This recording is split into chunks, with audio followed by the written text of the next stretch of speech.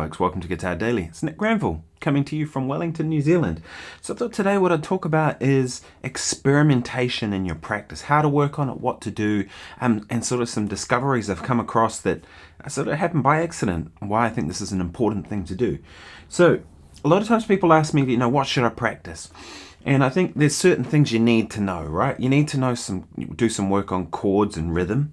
So that's pretty essential. I'd say scales and arpeggios are important, right? All that kind of stuff.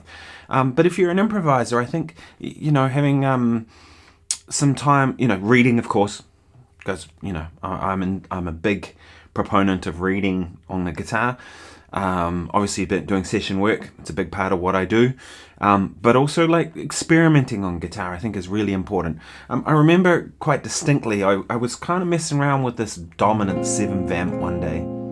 And it's sort of like a B flat 7, B flat 9 in this instance, right? This sort of thing. It was a vamp like this that kind of went on for a while. And I was playing like D minor 7 flat 5 over it.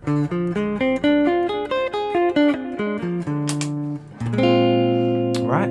Which gets you essentially a B flat 9 chord. You got the 3rd, you got the 5th, flat 7 and the 9. Right? I was working on kind of developing that, and I accidentally played up a semitone because I was exploring this stuff, right? And I played E by accident over B flat. What you end up with, and I just really like that sound. So you have the flat 5, you have the 6, you have the root note, and you have the 3rd. So lots of like cool color tones, right? Kind of implying this sort of sound. So then I kind of worked on going, I'm going to play D minor 7 flat 5 over B flat and E minor 7 flat 5 over B flat. And now that's something actually I use quite a bit in my playing. I really like that sound on dominant chords. I think it's pretty cool. And it was just something that I stumbled across by accident because I was exploring stuff in music. So if I have it in E, E's a good key because I can play open E on the bottom. So say I had a vamp like,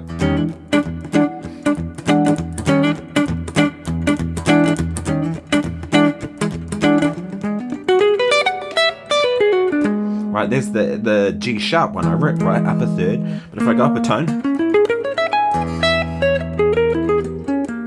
and I use them kind of like you'd use triad pairs. You'd have a pair of triads that you'd play over a certain thing. Well, these are a pair of minor 7 flat 5 arpeggios.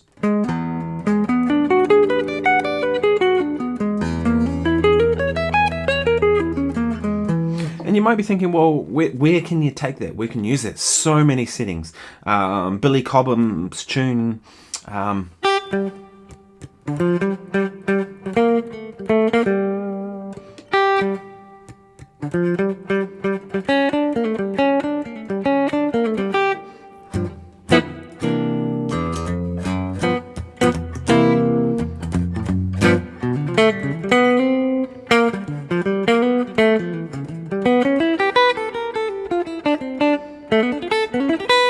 Right, you can see there's a lot of possibilities on like a G7 kind of vamp thing like that. Or it goes G7 to C, but a lot of times people just play G7.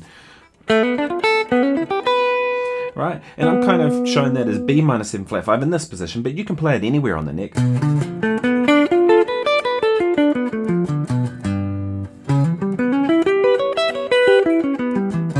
Everywhere you can imagine a B minor 7 flat 5 and a C sharp minor 7 flat 5 over G, you can play it, right? So you end up with all these options of like a cool color sound. And that came about by experimenting. So I always make sure when I'm practicing that I have some time allotted to just practice.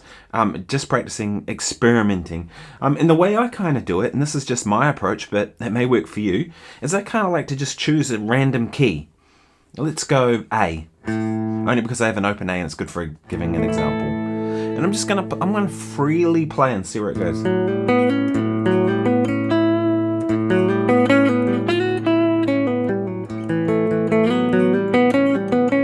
So there straight away I had like a G major 7, flat 5.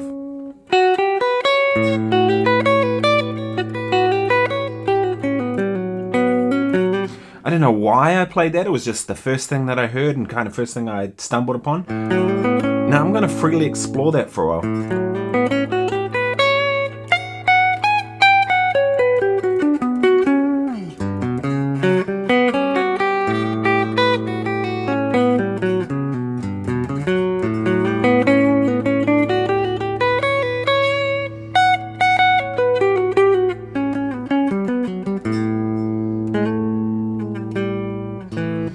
kind of an interesting idea, right? And that might spur me on to something kind of different, right? And sometimes I'll start somewhere and sort of develop it, and then it ends up over here. And this thing that I ended up on is the thing that kind of became the cool thing that I want to integrate into my playing.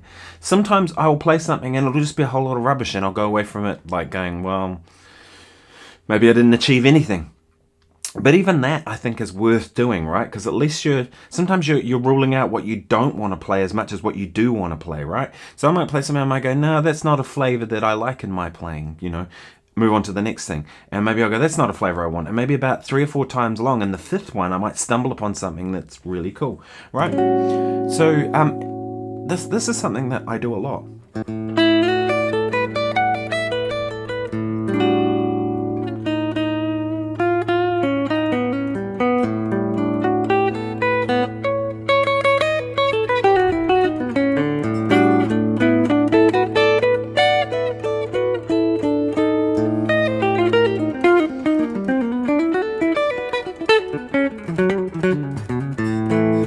Anyway, you get the idea. So the idea is we kind of just explore, and I make a point of this, and I don't feel guilty about doing it. It's just free playing time to me.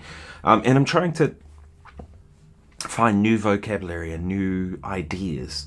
Because to me, I'm an improviser. That's what I do. A lot of what I do is reading. A lot of what I do is playing parts, coming up with parts, for recordings and all kinds of stuff like that.